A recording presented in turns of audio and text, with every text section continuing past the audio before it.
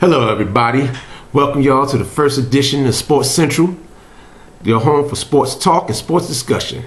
I'm your host Herman Austin, and we're going to go over some sports and things in sports that's been going on during the week. First we're going to start off with boxing, big news in boxing. A big loss for the boxing community. One of the greatest trainers of all times, Emanuel Stewart, passed away this week. Manny Stewart was easily one of the greatest trainers of all time. He's the one who really put the Kronk Gym on the map. I mean, he took it to Kronk Gym. I mean, now it became a point where anybody who's who in boxing had to make the stop to that gym. It was just like one of the spots you just had to be in if you were any kind of boxer. Competition-wise, you never knew who was going to show up. You knew you were always going to have great sparring, great training there. I mean, he made Kronk Gym. He put Kronk Gym on the map, not only just for Detroit, but for all the world. Anyone who knew anything about boxing knew about the Kronk Gym. Manny Stewart was also, he trained a whole lot of people, man. I mean, you go down from Tommy Hearns, Lennox Lewis, Vladimir Klitschko, De La Hoya, Miguel Cotto, Gerald McClellan, I mean, Prince Nassim Hamed.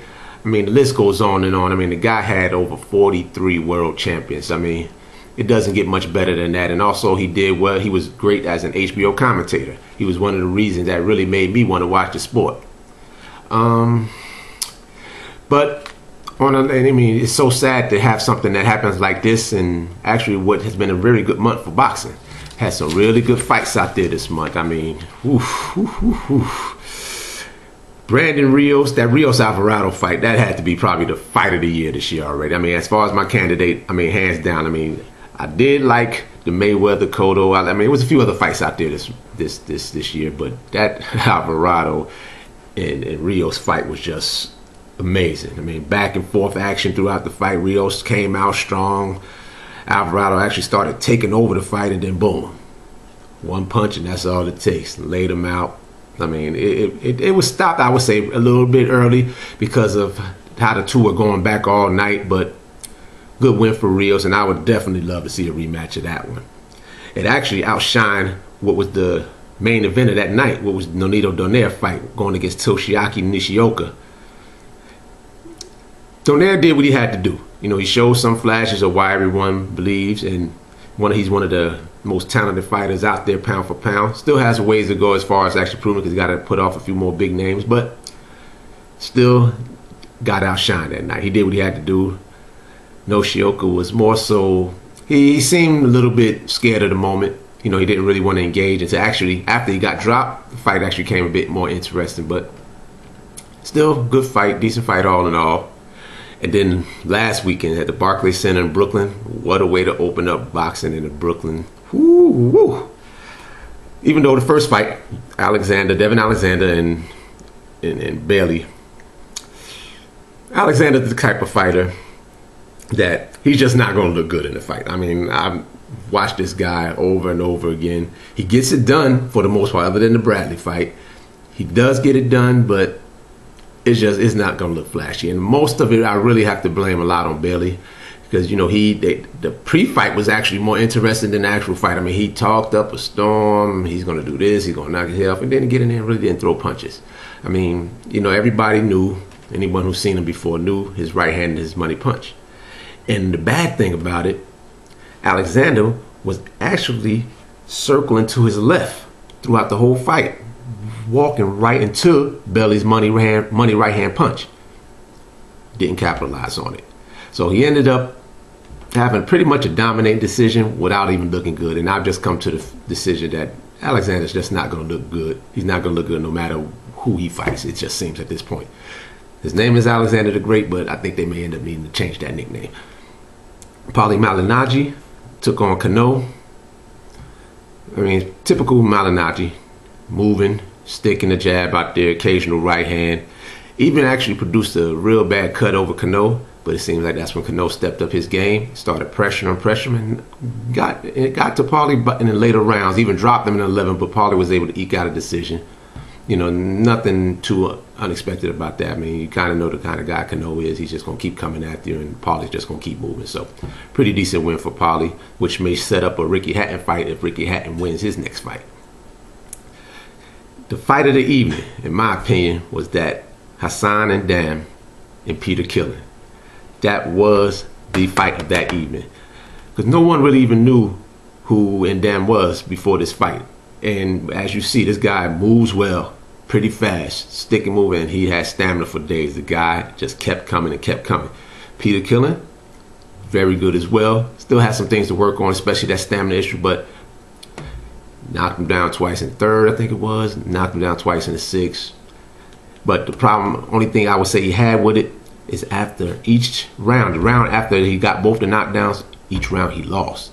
And Dam got up off the canvas, came out pressuring, moving, and it really looked like Killen was kind of tired. Even after the first two knockdowns, then he got himself together again, dropped him 2 more times. Very next round again, and Dam came up, started moving, sticking him. It seemed like he was wearing them out. And as the fight started going on, as it got to after the fight, first 11 rounds, it was actually a lot closer to the point where maybe the 12th round was going to decide it. I had Killen up a little bit, but in a lot of cards, it was close enough where it actually could have been decided in the 12th round, and Kid Chocolate stepped up, dropped him 2 times in the 12th round to finish it up. But now he knows that he's going to have to do some work on that stamina. It was his first time going 12 rounds, so I guess it was a new experience for him. And then having somebody who not only, after getting dropped, wasn't scared and just kept on coming back fighting. He had to fight hard for 12 rounds. So new experience, and he should have probably learned a whole lot from it. And hopefully by the next fight, he'll get those stamina issues together. The last fight of that evening, Danny Garcia, Eric Morales. El Terrible. Kind of hate to see a legend go out like that, but can't take nothing away from Danny Garcia. I mean, he did what he was supposed to do. Sure, Eric Morales was faded legend. He put on a couple of good performances in his past couple of fights, but like Danny Garcia said in the first fight, he gave Morales a little bit too much respect. Being that the fight almost didn't happen because of somewhat of a failed test anyway, when Morales found out he had something in his system for weight loss, but neither here nor there, the fight went on. And 4th round again, Garcia lands a bomb. He actually started in the 3rd round with the big right hand that got the trouble started. But then 4th round came on, hit him with a left hook that spent Morales around and out the ring. You hate to see a legend go out like that, but it is what it is. And it's time, I guess, we got to start giving Danny Garcia a little bit of credit. Sure, Morales was faded, but Morales always had a chin. Even in his last few fights, he hadn't been going down. So it was a good win for him, and you can't take that away from him, because the Amir Khan fight, everyone's talking about, oh, Khan doesn't have a chin. Yes, Khan doesn't have the greatest chin, but he got in there with Marcos Maidana. He got in there with Zab Judah. He got in there with guys who can sting him and put him out, and he was able to do it. Even though he got hurt in the Maidana fight, he was able to stay on his feet and finish the fight out and win. Danny Garcia cleaned his clock. The kid has a little something, nothing flashy, but he can bang. He throws his punches at perfect timing, especially when they're fighting, and in the middle of exchanges is when he's at his best. Cleaned him out.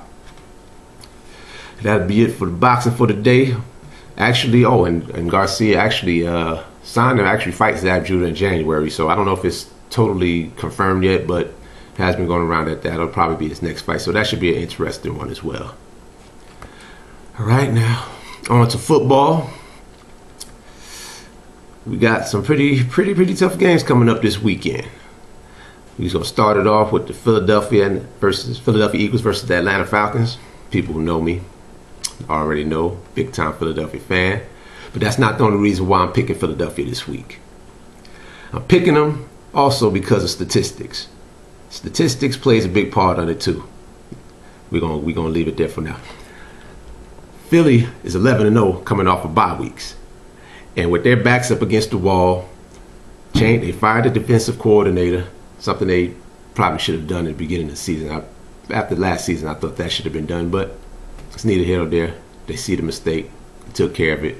The backs is up against the wall, and it's a big win for them. Michael Vick, his job is even on the line. So it's going to be a big win for Philly. In Philly, they're going to have to take care of business. I got Philly winning that one. The Miami Dolphins versus the New York Jets. That is going to be really good one. That's going to be a good one. Tough one to call. Because I like the way Tannehill has been playing. And actually, Miami has been dependent on how he's been playing. When he plays good, they win. When he doesn't play good, they've been kind of losing. And the Jets, I have to say, I'm pretty impressed with the way they've been playing. You know, you got a lot of fans that are down on them, but to lose Revis and still to be able to play the way they've been playing. They lost Antonio Holmes, and it actually seems like the offense has gotten a little better since Antonio went down. Not to say it was his fault, but it actually has gotten better. Sean Green is actually running the ball now. Got a nice young rookie, Stephen Hill. Got the tight end back. I mean, Jets is looking pretty good. I'm going to roll with the Jets on that one. New England Patriots versus the St. Louis Rams. This game is over in London, so it's not really a home game for the Rams. It's game on neutral ground. And one thing I'll say the Rams are going to need to do, they're going to have a heavy dose of Steven Jackson. They have to give Steven Jackson the ball. Slow the game down, keep it on the ground. You lose that clock, pass when they can, but they're definitely going to have to keep it out because you don't want that ball in Brady's hand. You're not going to try to have a shootout with these guys. Even still, I got New England winning that game by a fairly decent margin, and they should handle business with no problem. Washington, Pittsburgh. Pittsburgh is in a bit of a flux right now. They're looking pretty good at times. Other times they're not. The defense is really starting to look old now. So I see why another year or so it's going to be a bit of an overhaul. They have to make some moves. But and having an old defense and trying to chase around RG3, I see a problem. Sure, offensively, they're able to get it out and throw that ball, but they're not running well. Pittsburgh is not running well either. So it's so much that they're relying too much on the passing game right now, and I think Washington is going to be able to pull this out. It's going to be RG3 is going to be a little bit too much for Pittsburgh, I think, in this game. But Pittsburgh is Pittsburgh. They're at home. It's going to be a tough game, so it end up going down to the wire. But Washington showed me a lot last week against the Giants, and they showed they can play with the big boys. So I'm gonna roll with them this week. Seattle versus Detroit. Seattle is almost like they came out of nowhere, but right now, as far as I understand, they're easily one of the top 3 defenses in the league. I mean, they've been able to slow everybody down week in, week out. They're keeping the games close just enough for the little bit of offense that they are getting is able to come in, take care of business, and finish games up. And Detroit, on the other hand, has the talent on both ends. They have talent on offense. They have talent on defense. The running game is lacking, but they have a high-power passing game that just hasn't been getting it done this year. I mean, I guess last year they were more of a surprise of the league. Now everyone is kind of keying on them. Like, look, they plan the pass, make them run a little bit. LaShaw has been pretty solid. I think they should use him a little more. But you are what you are, and Detroit likes to get out past that ball. But the disappointment this year has been the defense. I know they have injuries in the secondary. The front four is still getting pressure on, but they're just not getting it done. I mean, they did have a good game against Philly in the comeback, but that game was bad for them for 3 quarters. They ended up having a great 4th quarter to come back and take the win, but against the team, defense is strong as Seattle, I just don't see it happening. Got to go with Seattle on that one. San Diego and Cleveland. I like Cleveland this year, actually. They solid defense, pretty good offense. The running back, Trent Richardson, is going to be a monster. He's dealing with some injuries right now, but he's going to be a monster. The boy runs hard. I mean, I've seen him run over people the first few games. Something I haven't seen since the Earl Campbell days. But that being said, I don't really see them being able to beat San Diego. San Diego had a big letdown last week at Denver, and they're looking to get some revenge. So I see San Diego coming out and taking care of business, doing what they have to do, even though the game is in Cleveland. I see San Diego winning that one. Carolina Panthers and the Chicago Bears. I mean, that's a pretty easy one to call there. I mean, Cam Newton's confidence is down. Carolina goes out, signs Mike Tolbert, but they don't use him. I'm just not getting that one right now. You have Mike Tolbert, you have Jonathan Stewart, and you have D'Angelo Williams. but you're not running the ball. Not making a lot of sense to me. Tolbert was definitely, you know what he's used for. He was a third down back. He can catch the ball and run it. John Stewart is more of the power with some speed, and DeAndre's your speed guy. Use those guys. I mean, you got Cam Newton, and the only ones he's looking at is Steve Smith right now, as it is. I mean, he's totally leaving Olsen now. He did hit LaFell a couple of times last week, but they have to do a lot more running to pretty much slow the clock down to keep people from going at that light defense that they have. But that being said, Chicago is about to murder these guys. You got the beast is back. Urlacher, he seems like he's getting back in form. And Chicago's defense not only stopping people, they're scoring on you. They're causing turnovers, fumbles, interception, and they're running them back. They're getting touchdowns. And then their special teams, you already know what that is. And offensively, they're doing just enough. Jay Cutler and Brandon Marshall seem like they're starting to get that little rapport back together like they had back in Denver. And you got Matt Forte. I mean, what can you say? This is actually probably going to be a bit of a blowout. Unless Carolina change up a little bit, start using that running game a little more. But either way, win for Chicago. Indianapolis versus Tennessee. Colts and Titans. That's going to be one of the toughest games this week, I think. It seems that Chris Johnson is maybe starting to hit his stride. Can't really give a 100% ride on that one, but he had a couple of big runs last week, but they were more so defensive lapses than him doing, coming back into form. But that speed is still there because they left that one open. He flew through there so fast. It was like he was 20 yards ahead of everybody before they even turned their head. So maybe that's a confidence booster. Maybe it'll get him back in with Indianapolis not having the greatest run defense. Actually pretty bad. I would definitely say you're going to see a lot of CJ this weekend. For all you fantasy guys, yeah, go ahead and put him in there this week. I see him having a big game. And I see Tennessee winning that game. Even though Indianapolis does have some weapons. Andrew Luck is good. I mean, he's going to be he ended up looking like he's going to be a great quarterback in this league. He has a great target in Reggie Wayne, but running game is lacking right now. Donald Brown hasn't really been able to get it done. He may or maybe not be coming back. I'm not sure. I didn't get the report yet, so at this moment he's still maybe questionable. But even still, I got Tennessee winning this game, and one that should be a real close one. Jacksonville versus Green Bay. Not a chance. It's in Lambeau Field. Aaron Rodgers seems like he's finding his stride. He's getting back on track. I see him having another big one, airing them out. Hopefully he can give it to Alex Green a little bit, establish a little bit of running game just to keep him honest. But being that Alex Green and Aaron Rodgers are on my fantasy team, so definitely could use the point side of the two. And this is a game to really stack up on some points. But definitely Green Bay probably going to be the biggest win of the week. Definitely see blowout there. Oakland versus Kansas City. Got to go with the Raiders there. Kansas City is in a bit of disarray right now. That whole quarterback situation, they got Brady Quinn starting, even though Matt Castle is back. But they're going to roll with Quinn, and with Quinn, you know what you're going to get. He's not that spectacular, so you're going to see a lot of Jamal Charles, I think. You're going to see a big heavy dose of the running game. And when they do pass, Dwayne Bowe is probably going to be the main target. For all the fantasy guys out there, and ladies, sorry. For all the fantasy people out there, Dwayne Bowe still may be a good play.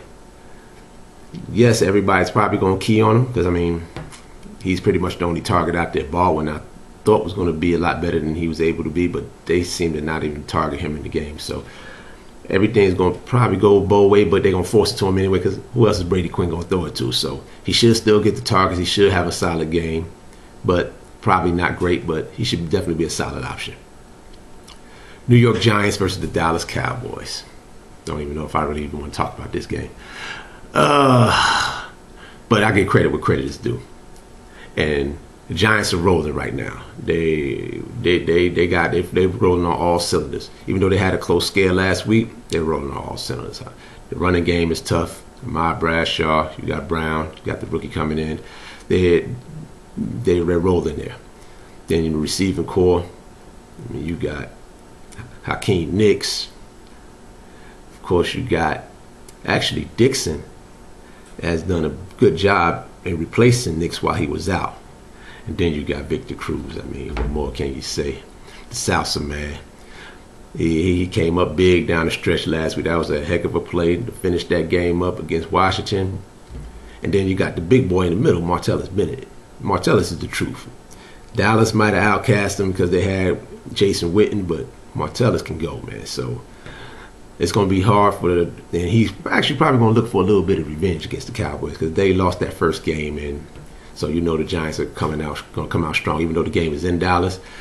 Dallas is just too inconsistent for me. Felix Jones at the running back, not going to be enough. Romo, he's up and down. I mean, you never know what you're going to get with these guys. I mean, they have good receivers. They have Miles Austin on one side. They have Dez Bryant on the other. They even have Ogletree, even though he really only showed up in week 1. And Jason Witten in the middle. They have the weapons. They just never seem to get it done. And on defense, they have one of the more talented defenses in the league. Same thing. They just don't get it done. Going with the Giants on that one. New Orleans and Denver. And I feel sorry for Drew Brees this year. I mean, Drew is still putting up stellar numbers. Offensively, they still pretty much look the same. I mean, guys are hurt. They'll replace them. They shift them in. They're still scoring. They just can't stop anybody. So to tell me that they don't miss Sean Payton, you're crazy. Sean Payton is obviously making the difference because they pretty much have the same team. They just can't get it done. They're not stopping anybody. In Denver, their confidence should be way up right now. Peyton Manning is looking like the old Peyton Manning. Solid running game. Has great receiver in Demaryius Thomas. Then you have Decker on the other side. And 2 tight ends, Jacob Tamme. I mean, Denver has the weapons. Peyton's going to use them. And the defense they have a very good defense. They go up and down sometimes, but defense is solid. Going with Denver all the way on that one. And then Monday night's game, we have San Francisco versus Arizona. Arizona was the shock of the league, starting out 3-0, but now they're 4-3. And by Monday night, they'll be 4-4. San Francisco is taking this one. Too much Frank Gore. That defense is just shutting everybody down. They have just enough offense to get the job done. Missed out on Thursday night's game. You know, the report came in a little late, but got to give a shout to Tampa Bay. They did a great job going into Minnesota, who was the surprise of the league. Went into Minnesota, took care of business. Doug Martin went berserk. He was an absolute fool. Passing game, running game, you name it. He was all over the place. Got it done. Before we get out of here, got to touch on the MLB. The World Series is going on. San Francisco is up 2-0. In the game 2, I mean, Detroit had them. They really should have had them. San Francisco made a big comeback. Now the series is shifting over to Detroit tonight. And Detroit is up against it right now. They lose this one, this series is a wrap. It's over. Finite. No more. But if they can get a win and try to make a series out of it, because they're in Detroit, they're in home, and they have all the fans behind them, and Detroit fans are some of the most loyal I've ever seen. So they have perfect time tonight to try to get it done, because if not, you can call it a night. So that's it for this week's edition. You guys can comment on YouTube. You can comment on Sports Central's page on Facebook. Just go to Facebook, like Sports Central. And I'll get back to you in the comment boards in the rooms. I'll try to answer back. And the ones that are really good, I'll try to put in the next week's video edition. So, this is Herman Austin signing off. Catch you guys soon.